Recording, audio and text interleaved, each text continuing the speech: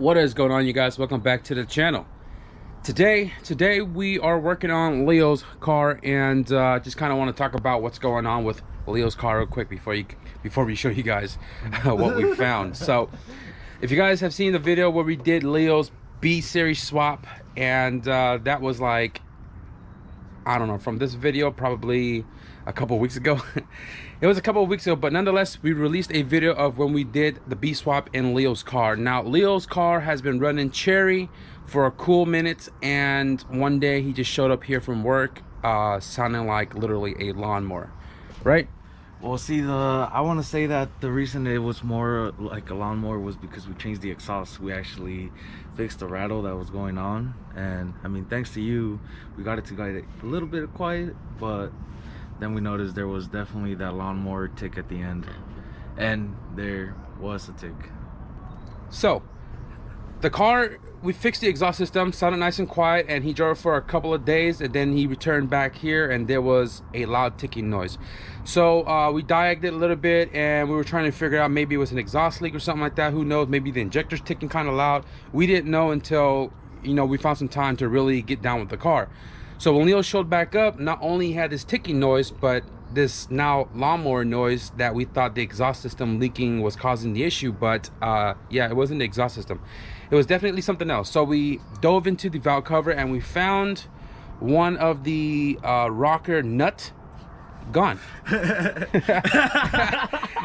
Fortunate for us, it didn't make its way to the oil pan. We found it, we put it back on, we redid the entire valve latch, which was completely off, and got rid of the ticking noise. So once we got rid of the ticking noise, we still noticed that it had the lawnmower noise. So we thought the lawnmower noise may be a misfire. So in the last couple of days, kind of behind scene, off camera, guys, we've been diagnosing Leo's car, and it was pretty late, that's why we didn't record anything, guys. Yeah, sorry. he gets off of work super late. He gets to my house late, and we only get to spend maybe an hour or so to tinker with his car before he still has to drive an hour home. So each of those days we were tinkering with it. We were doing a lot of stuff, that we were changing a lot of things that we had here in the garage that may help with the misfire. So quickly we did what? We did IAC because we had a fluctuating idle issue. We had a check engine light for IAC. We swapped ECT sensor, because if your ECT sensor is bad, it can cause your car to do all kind of weird things. We swapped that to another used working one. We swapped 3 different ECUs, and then misfire was still there. We swapped spark plugs, we swapped wires, we swapped distributors, and then I said the only thing that I can probably think of externally is fuel injectors. So last night we swapped 2 sets of working fuel injectors.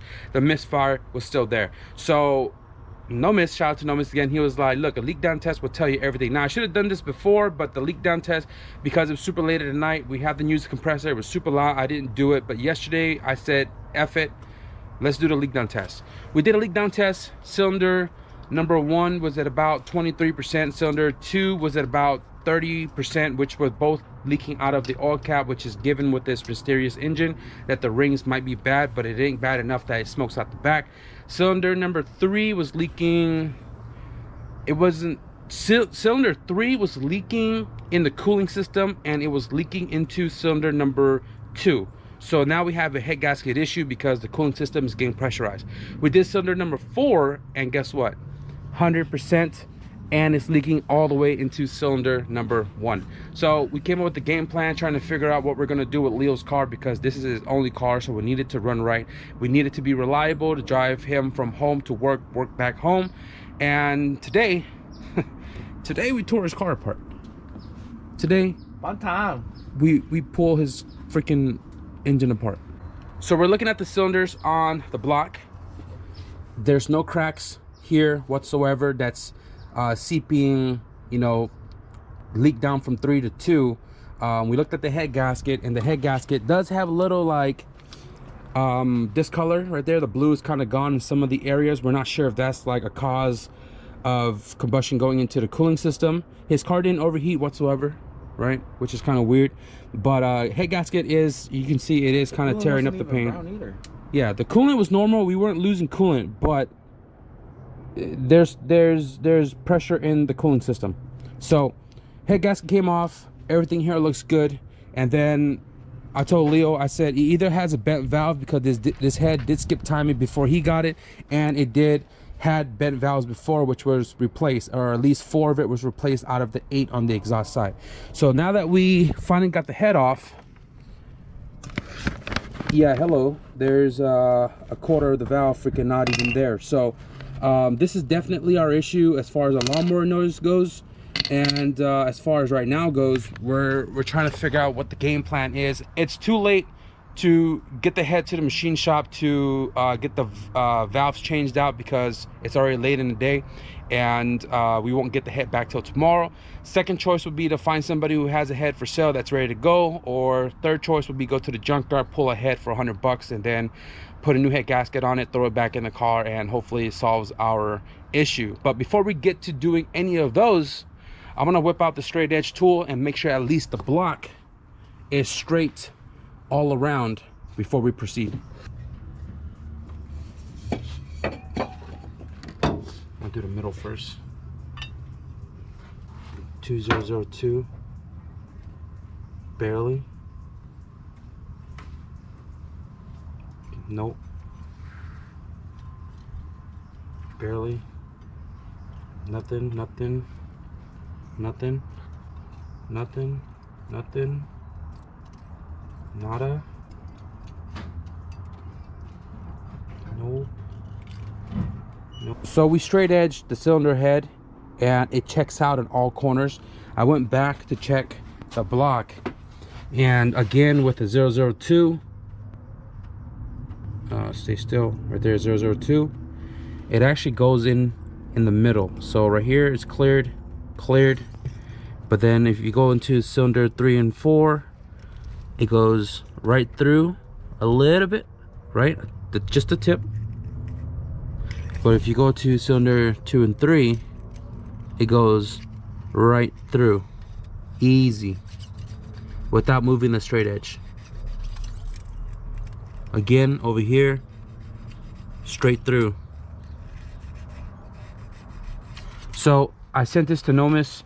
I sent it to a couple other people. I'm waiting for verification right now. He said that this has sunk sleeves right here in this section, which is weird because my GSR sleeve block is sunk in the same location. Our best bet is to just change the block out and get rid of this mysterious engine. So really just trying to figure out the actual game plan so we can tackle it. But in this video, guys, we're going to keep you guys posted, so we'll pick back up with you guys once we find a real solution. I guess you guys could say things kind of escalated a little quickly here, and Leo's short block is literally stripped apart over here. So we got a confirmation from my tuner as well as Nomis Industries that the block is warped, and you guys saw the straight edge. 002 goes right through, and it goes right through where cylinder 3 was leaking into cylinder 2. So we don't want to deal with having this issue in the future. So in part of what the game plan was for Leo's engine, obviously plan A was to see if the head was bad, we'll just put another head on it or whatever the case is.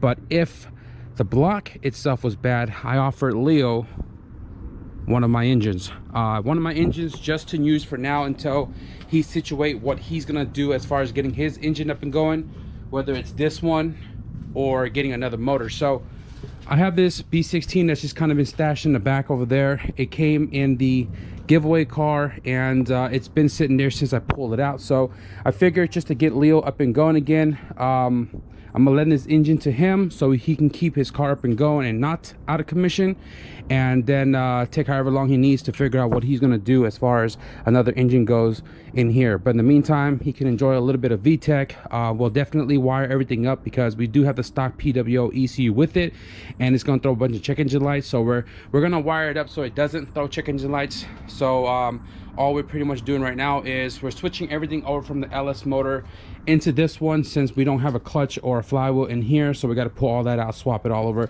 take off the header, swap my outer control valve back in here, and everything is pretty much ready to rock and roll. Injector, fuel rail, distributor, everything is here to just plug in. It's just a matter of swapping all the little stuff over, and then we'll get this back into the car.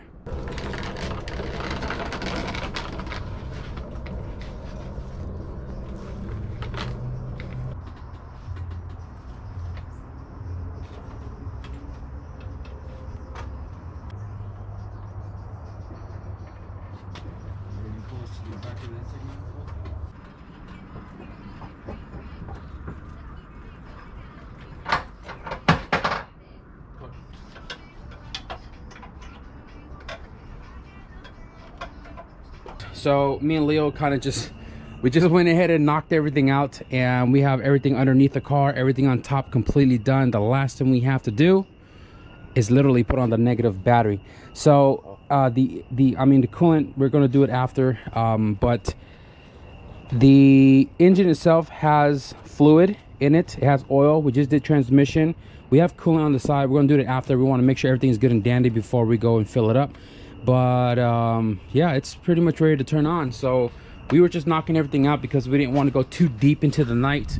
And granted, at the time we decided that you know, whether we're looking for another engine or not, it was already too late to go to the junkyard, and the local supply shop for engines are kind of expensive. So we opt for the B16, and you know what I'm saying, as long as we can get this car to run and drive for him to go to work this weekend and all that, this was the easiest thing to do, and we're ready to fire it over. So whenever you're ready. Last time we did your first swap, power wire was shortened to the starter, but this time we made sure that it's pointing upward. We got our grounds, everything's already ready to go. We just double checked all that. So ground cable, where you at?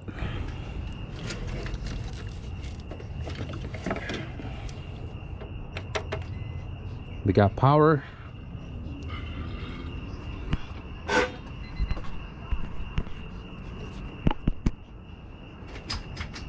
Neutral.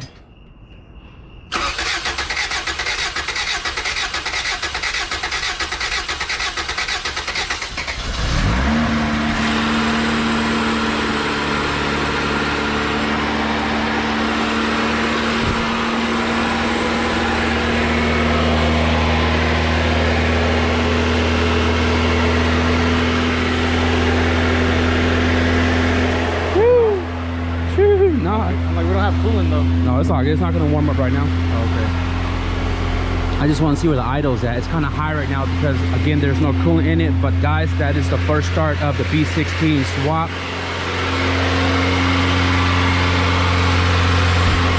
Yeah. Now let's button it up.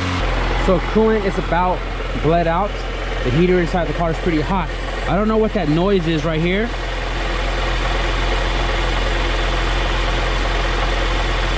Not too sure what it is. It's definitely a rotating noise. I don't know if it was here before. The wheel is kind of rolling on its own right now. But man, we got the car to idle. There's no leaks whatsoever. Engine sounds freaking awesome. No exhaust leak, finally. And guys, from inside the car, this thing sounds freaking amazing.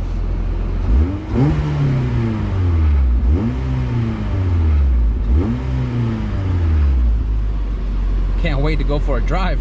So Leo is cleaning up his engine, and we're just gonna roll it in place of where the B16 sat. So here's a little sub harness I just made. The car is gonna be OBD0 as of right now. So we have the knock sensor right here, single wire. This is the original plug that came off the block, and that goes in the back under the intake manifold. This is for the VTEC solenoid. The OBD0 VTEC solenoid is a single white plug squared. The OBD1 and OBD2 is the gray, bigger square plug, and it just so happens that I have that one plug just sitting in my electrical bin, so that's gonna plug it right here. I don't have the VTEC pressure switch wired into the sub harness because I am going to eliminate that at the ECU. And normally how you do that is you would jump the VTEC pressure switch into the VTEC wire, and that'll eliminate the VTEC pressure switch trying to find you know, find its connection. So I think we can bypass the secondary O2 sensor by robbing signal from the primary oxygen sensor. I'm gonna look it up online to make sure, because I haven't done that on an OBD0 setup in a very long time. So I'm just gonna go ahead and get underneath the dashboard and get these two ends right here wired up into the ECU plugs. I'm not going to cut them all crazy. I want to cut it enough that if we need to switch it back, we can switch it back with no problems. All right guys, so I'm going to show you guys what I just did with the OBD0 wiring. I'm going to throw this little diagram on the screen so you guys can understand what it is that I'm talking about. So for OBD0, because we're keeping this OBD0, we have the two wires I showed you earlier on the sub harness. The red wire goes to VTEC solenoid, the black wire goes to knock sensor, and then I bypass the rest. So for OBD0, VTEC is for slot number 8 on the A plug, which is the white plug. You can see right here, 1 2 3 4 5 6 7 8. That's for the VTEC. And then for the knock sensor, because I can't bypass it unless it's a chip ECU, knock sensor goes on to slot B19. So on the B plug, it is the middle black plug right here. You count top to bottom, left to right, 1 2 3 4 5 6 7 8 19. And then that is this white wire right here, which I bridge into because I don't want to cut it completely. When you're running this ECU, it is only going to function for what the ECU is looking for in that pin, so I didn't cut the other end off of it, although I don't know where it actually goes to, but hopefully we don't have an issue. So I'm not running VTEC pressure switch, the wire for that, or the plug.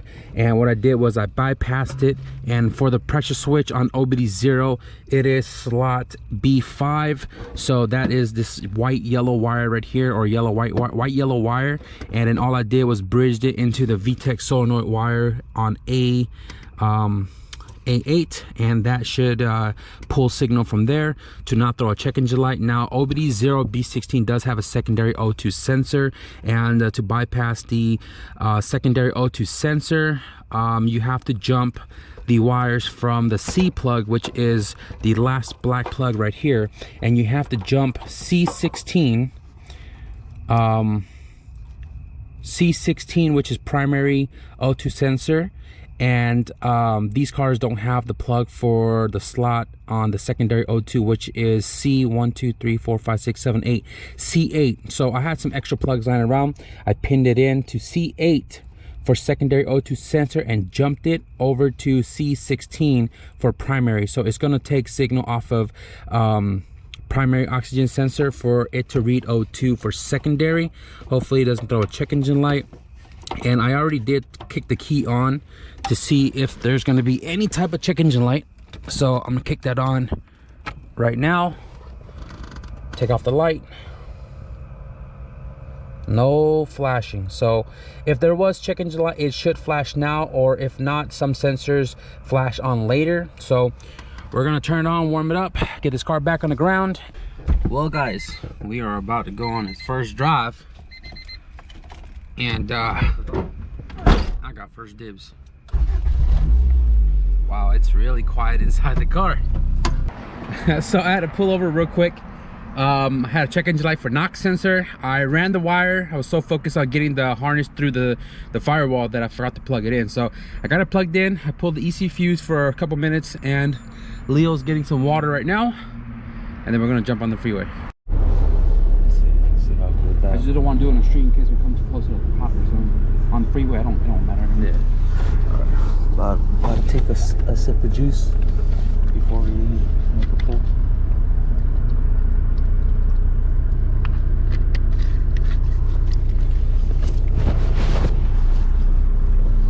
Alright guys, so here we go. I love how quiet the car is. This is very super quiet. See if I take even worse. I think it's the vibrate. Can't tell. Yeah, pretty quiet.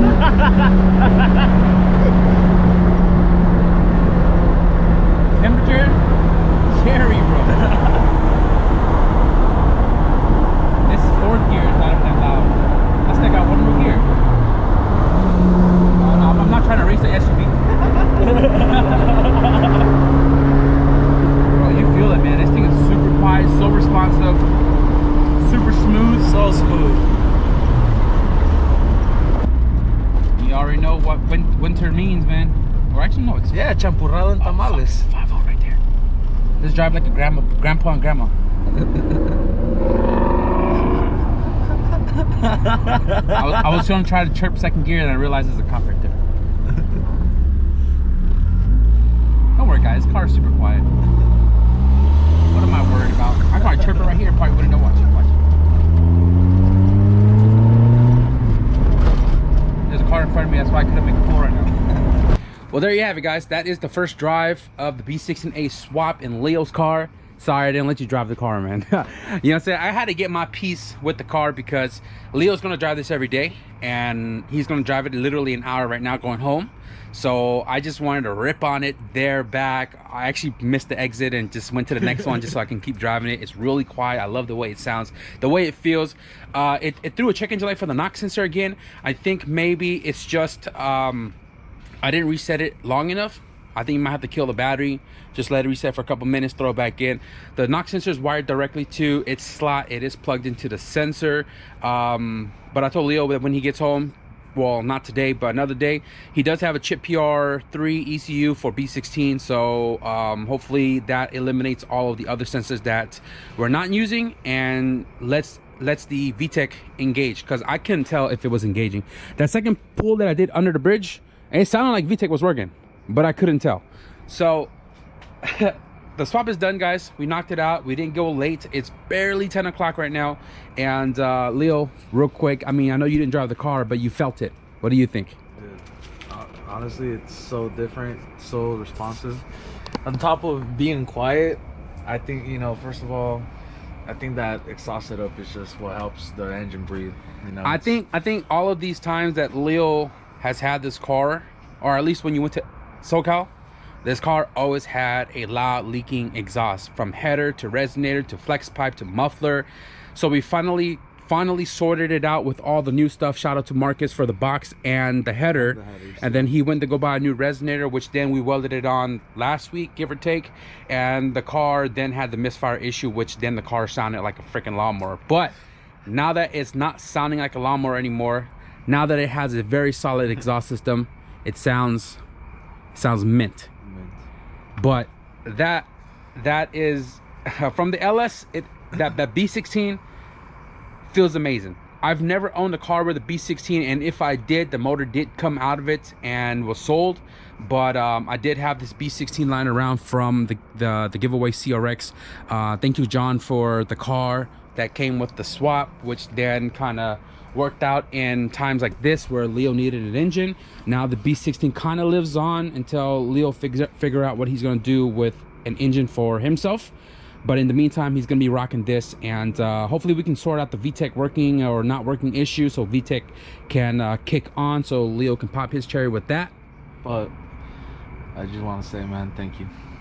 Yeah, no doubt. You know what I'm saying? All the stuff that you've done, you guys have seen the channel. If you guys have been watching this year's video, you guys know Leo has been coming up and down a lot from SoCal, NorCal, SoCal, delivering parts for me, finding stuff for me, and just coming by. You know, whenever he's in town, he's always swinging by. And you know, obviously he's working here now. He stops by here every day that he could. So I appreciate, you know, you stopping by, hanging out. And you know what I'm saying, I couldn't let my homie be stranded if his engine really took a crap somewhere out there, especially through the mountain, because you got to go through the mountain to go home. So I just figured, you know, I got plenty of motors lying around, and just to get his car temporarily up and going, the B16 was right there, perfect use for the situation. So like I said, man, that's what homies are for, right? Yeah, but yeah, anyways guys, Leo is gonna drive the car home, so maybe another time we'll get his impression of the setup, or maybe we'll take this car for a drive in the daytime with him driving it and get a review of the B16 swap. But that is gonna wrap it up for this video, guys. I hope it wasn't too boring. I hope it wasn't too short or too long. We were just trying to get this thing done, and we got it done. So if you guys enjoyed today's video, be sure to leave a thumbs up. And if you guys want to stick, I don't know what I'm doing next, dude. I have all the fabrication stuff to start working on the giveaway car, guys. So if you guys want to stick around for that, be sure to hit the subscribe button. But with that being said, thank you guys for watching, and I'll see you guys in the next video. Peace.